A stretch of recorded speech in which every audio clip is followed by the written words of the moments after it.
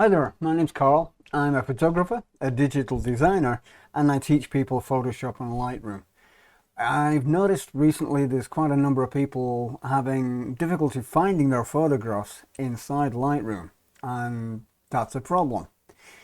It can be really difficult, and it's also something that can easily be solved if you have an idea how. Join me. Here we are in Lightroom's library module, as you can see at the top, and we have 30,000 photographs in this catalogue I'm using right now. And yeah, it would be rather difficult to find a specific file or photograph in here if you didn't know either the file name, or if you hadn't named it or added a keyword. If you just dumped it in there, you would think it would be hard to find, but it's not. Let me show. If you hit the backslash key, which is under the backspace key on a Windows machine, you can argue amongst yourselves whether it's a forward slash or a backslash. That argument is as old as keyboards. Anyway, you can see here we have 30,269 photographs currently being shown, and this is sorted by date. That's helpful. If I know, for example, that I've taken a photograph in, I don't know, 2021, I can refine that selection of 30,000 by simply going to scroll down to 2021 and clicking this 2,456. I've just eliminated 90% more of the photographs that I have to wade through to find the file I'm looking for. It gets better. If I know when, ballpark, it wasn't spring, it wasn't winter, it was probably, I don't know, sometime during the summer. Okay, expand this little disclosure triangle up the side here and it gives you the months. This is data which is built into your photograph regardless of which type of camera you took it with. So it wasn't January, February, March or April because they're cold. It was May, June, July, August. Let's go with June. Okay, June. We're down to 147 photographs out of 30,000. A lot easier to scroll through. So, look, there's the one I want. This is wonderful.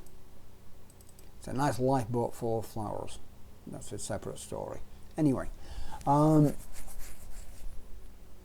go back into that again. You can even refine this much further to suit your own workflow and your own needs and your own tastes. Let me give you an example. These column headers here, if you click on them, you get this selection. You can choose, these are the date filters. You can choose not only the date, but the month and the day. The date is primarily the year, which is what we're seeing here. That's duplicated here. Doesn't need to be. You can change these. Change it to month. Change the one beside it to day. Okay, so you've got 2021, all the months, all the days. Why would you do that? I'll show you. Go back here, all dates. You see these changed? Suddenly, you can search for a month in any year. Let's say December. Across all years, I've got photographs for 1,326 were taken in December. If I go down to, I don't know, let's say the 13th, I've got all the photographs that were taken on December 13th in any year. That's my birthday, just if you want to send me flowers. And you can see the dates over here, 13 December 2009. Sadly, it's in American format, but let's just leave that. But it doesn't matter whether you were taken in 2009 or 2021, whatever year you took the photograph, if it matches this date, it shows them on screen. Instant filter. So, if you're looking for photographs of your kids or your spouse for a wedding thing or a birthday thing or whatever, it took me 5 seconds to find all the photographs I'd ever taken on my birthday that are in this catalogue. And it's that easy. And it even gets better than that. So let me show you something else that you can do. You want to find all the photographs that you've taken, let's say in 2022. Okay. Scroll down here. 2021, let's make that smaller again. 2,487 across all months, all dates. You can refine that further. If you weren't so sure, oh man, that's too many, 2,487. What other things could you use? Well, you might have chosen to add ratings. You might put a 1, 2, 3, 4, 5 star on it. You can search just the photos from 2022 that have been rated. You can search by color labels. You can see here there are 2 red, which I thought were rather nice and might make a postcard. And you can refine it by any of these categories here. You'll notice that the divider lines give you some basic heads up on what you're looking for. This is relating to the metadata in the photo itself, if you've added keywords, if it's been edited or not, if it's got a label, as you can see the red, if it's rating, as I mentioned, 1 to 5, and if it's been flagged. Flagged is you just import your photographs and you wade through them going P to pick. That's great. And then you come back 6 months later and you can't remember what folder it's in or where it is or what it's called, but you can remember that you flagged it to come back to later. Click flag. I got 38 photographs that are flagged. How cool is that? And just to blow your mind, if you click on custom filter here, you can save that as a preset. I've already saved this particular one here, flagged in 2022. You simply hit save current preset, give it a name that suits for you, and then hit create. And then you can access this anytime you want. So you can access all your birthday photographs, you can access all photos that were flagged in 2022, you can access anything that you want instantly from a drop down just by using the metadata that's built into your photographs. One more example and then I'm done. If you wanted to click on here, you will see that these are all your camera variables, including which lens you use, what aperture you shot the photograph at. This is more of your technical side for your photographer types. You can also search on location, city, state, province, country or region. Let's say you went to Cuba on vacation. This would show you all the Cuba shots. You can search on the creator. If you share your computer with other people, it show you your photographs and not theirs. You can search by copyright status. If you do that, you'll find all the photographs you haven't applied your copyright to. That's useful. And job, if you name your jobs, that's a different thing again. You look at aspect ratio, all these different things. This is really good. If you want to say none, you can turn them off. You can also sort by ascending or descending. You can add columns to the left or the right. So if you really want to get down into the nitty gritty, you can add extra columns. And you can take them back out again, which is really good.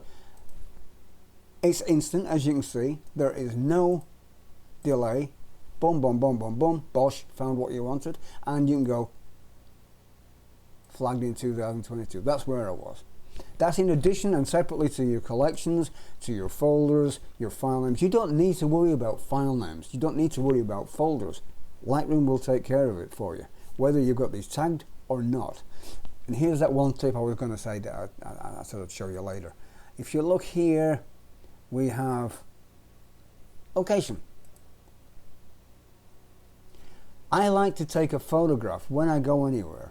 I mean, a lot of people just use their iPhone or their Android or whatever phone it is. I'm not going to get into that conversation. And most of these smartphones these days will tag your photographs as you take them with information relating to their GPS locations. And they're all listed up here.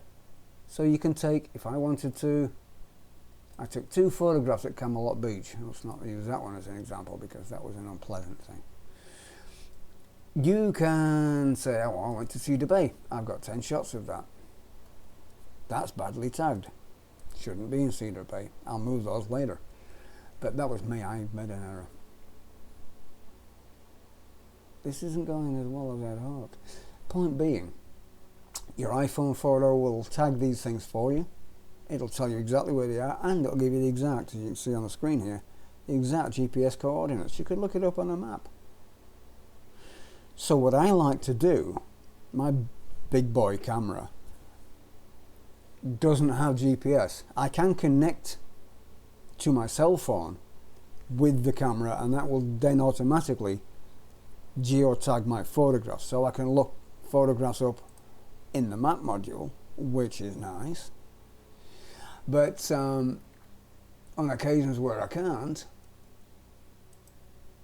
or I forget, I can go in, I can copy this GPS, clicking into the field, and Control C to copy, and then I can find any set of photographs that I wanted to, select them, and then I can paste that information into there. I'm not going to, but there's an example. So all the photographs that you've taken will be tagged with that GPS. Then they'll all have that same location filter. So if you take 100 photographs on a location with your photo shoot, your family, whatever, then you can tag them all from your single iPhone, or I say iPhone because I've got an iPhone. It will be tagged automatically, so you won't need to know what photograph, so what camera, what lens, which folder. You won't need to know if it's rated or unrated. You won't need to know if it's got any keywords associated with it. All you need to know is, where did I take that photograph? 10 years later. I've used this to really good effect. I was in a conversation not long ago. We went to Thunder Bay, Ontario, and we stopped along the way, and I couldn't remember the name of the place. I just, for the life of me, I was blanking on it. Beautiful little lake by the roadside. We stopped, jumped out, click, done. I took half a dozen photographs with my big boy camera, which doesn't GPS tag them, but I did manage to think ahead, and I got a photograph with my iPhone, which wasn't great, but it had the GPS coordinates. All I had to do was remember when we went on the road trip. I found the iPhone photograph.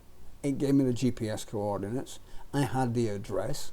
I copied that GPS coordinate into all my big boy cameras, and now I have a collection that I can access anytime, correctly tagged and located, and I know the dates. And that is the beauty of metadata within Lightroom. It works. It just works. So don't give up on it. That's enough. My name's Carl, and I have been your host. You can follow me on the socials if you want to.